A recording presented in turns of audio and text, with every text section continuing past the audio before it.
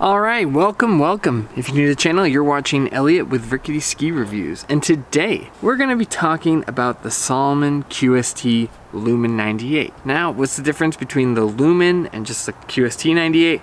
Nothing. They're the same ski. One's marketed towards women, the other one's marketed towards men, but they're the exact same ski. There's no difference. So the first one I have here is Curated. So let's see what they thought of the 2023 Salomon QST Lumen 98. Curated has a pretty bad habit of not having great reviews. It's kind of like a mixed bag. Sometimes they'll have really good skiers on there, sometimes they don't. It's a total coin toss as far as quality and what you're gonna get. Let me give you the rundown really quick on the QST 98. It was one of my favorite skis. It's my favorite like tree skiing ski. I got the QST 106 for powder ski. It just has such a beautiful turn, kind of easy to initiate and go edge to edge when you're in the woods. But then also when you load the ski, it's the most comfortable apex of a turn I've ever felt. Like once you get the ski on edge, it feels so clean and so smooth and just comfortable to have you kind of sit in that turn. It kind of comes from that second bulge construction. I don't know if they've got like a good name for it, but I've said that I think this is one of the most innovative skis. I've never reviewed a women's ski before, but this isn't really a women's specific ski. It's just a different graphic targeted towards women. So it's like the same for men and women. Obviously, women may have a different experience skiing on it because women on average tend to be a little bit lighter, especially than someone like me who's a little bit heavier. But all in all, like the skiing is still the skiing. You should still feel the different parts of the turn and the construction. So, you know, and you can adjust for some of this with different lengths. This ski isn't a super heavy ski. It doesn't have TI. All in all, I'm gonna give it a try. And here we go. Hundreds of people find the right gear for them. Today I'm at the beautiful Powder Mountain in Utah. We finally have a powder day here. And I'll be reviewing the Salomon QST Lumen 98s. I just want to let you guys know that we are not sponsored by any brand, so these video reviews are completely unbiased. Salomon. Yeah, but you're also motivated to move inventory and you actually sell the product. So I have gone into that spiel previously in other videos like 100 times, so I apologize if you've seen it before, but that doesn't make you unbiased, it just makes you a different kind of bias. Overall, the skiing looks fine. I mean, it's not what you would like call expert level skiing. It's probably like high tier, intermediate, somewhere in there, but it's fine. That doesn't mean that they won't have good opinions about the ski. It just, you know, just classifying it. I hate the use of expert because they play really fast and loose with it. I built these skis with a modern twin rocker and double sidewalls. The double sidewalls, they claim, helps the ski stay on edge in ice and crud, and the freestyle rocker helps it float in powder. If you want to find out what the right gear is for you, click the link in the product description and get connected with an expert like me. Okay, they said that the Salomon claims that it does those things, but what does it actually do? What did you feel it do?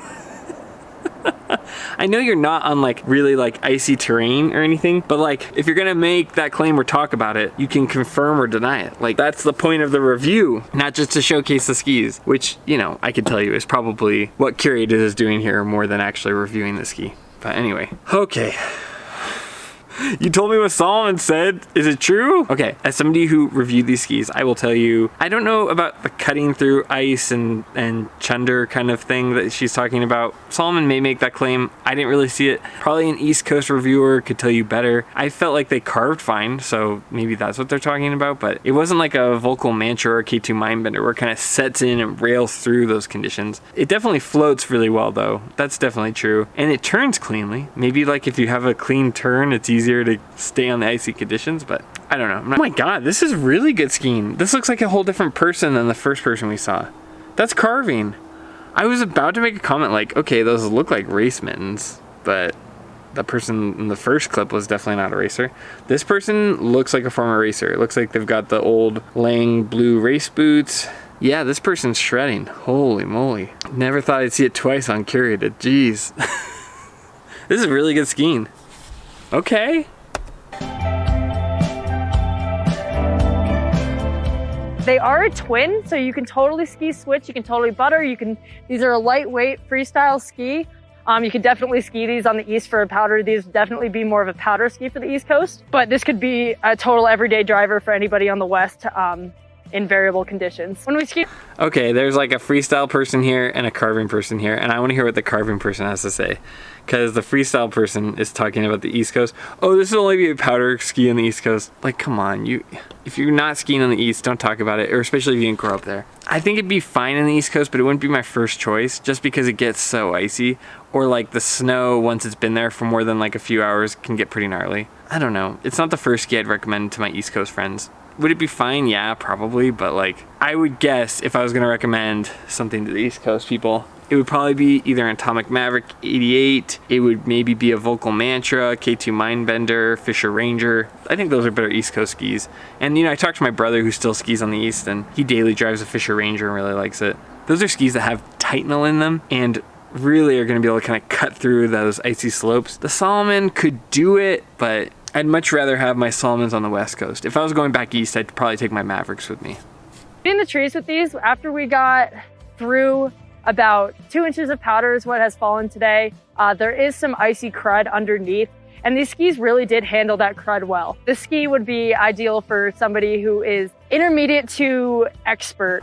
Okay, this person is definitely intermediate. See the difference? Like the person who's carving, their hands are up here, they're driving the downhill ski, they're really waiting and building pressure up until they start their turn. This person kind of has their hands down by their knees and they're just kind of like tilting their skis.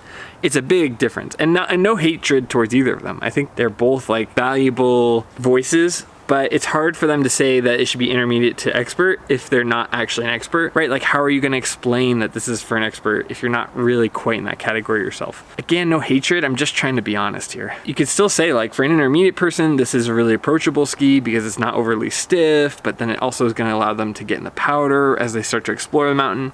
That's valuable insight. That's just me. I would like to hear what the person who like had the race mittens and was carving has to say. As an intermediate skier, I would say you want to be in high intermediate looking to improve.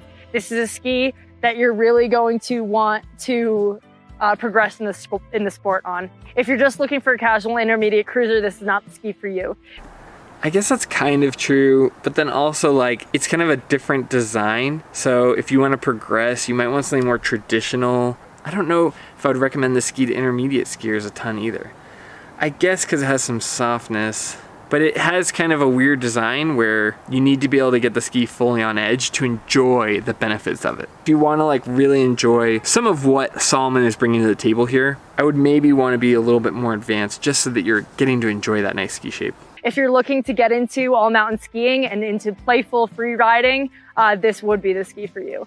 Advanced to expert skiers, go for it, give them a try. They're a hoot. They're so much fun, so responsive. That's true. Good analysis, that's true, they are responsive. She's not really talking about like the different parts of the turn and what you're feeling in the ski. So, you know, I gotta kind of dock that because it's like, that's what people buying skis wanna know. If you wanna know, it feels really good, it feels very flotacious, is that a word? Flotacious? I think I just made it up. It's like flirtatious, but flotacious. It feels very flotacious when you take it off the trail because of that kind of wider tip. It feels wider than it is. But then when you get it on edge, that's where the ski shines. Once you get it kind of the apex of the turn, where your skis are fully loaded, it kind of sits on that double turn and feels really comfortable and clean all the way through your turn. You know how like when you carve and you kind of get your hips into this position, it can feel uncomfortable, especially like on race skis or if you've ever been on GS skis, you kind of have to like balance yourself because they're so thin. This is kind of the opposite. Once you get it on edge, you can kind of like sit and have a cup of tea. It's a nice feeling. Anyway, if you're watching this and want more insight. Different skis are better for different types of skiers. So if you want to find out what ski is right for you or find out if this ski is right for you, come on over to Curated and talk to an expert like me. If you like this video and want to see more content from Curated, be sure to like and subscribe.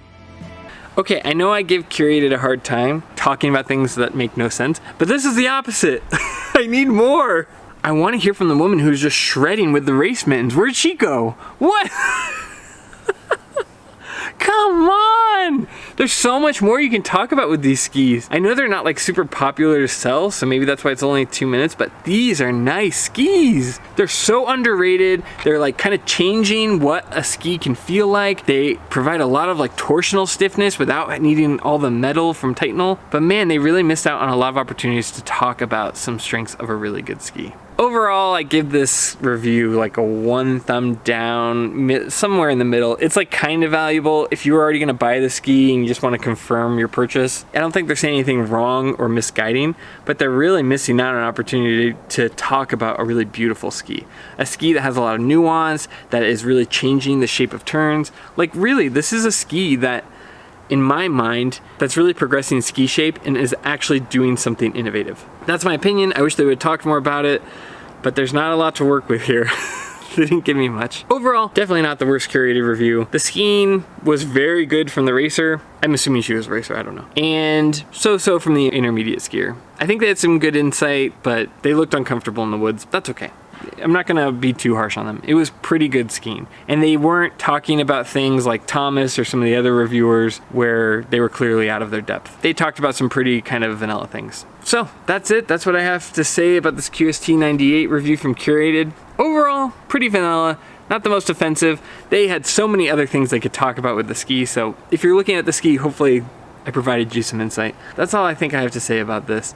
As always, thank you for watching. If you like this kind of content, please feel free to like and subscribe. It helps my channel out a lot. And yeah, otherwise, thank you for watching. And as always, I'll see you in the next one. See ya.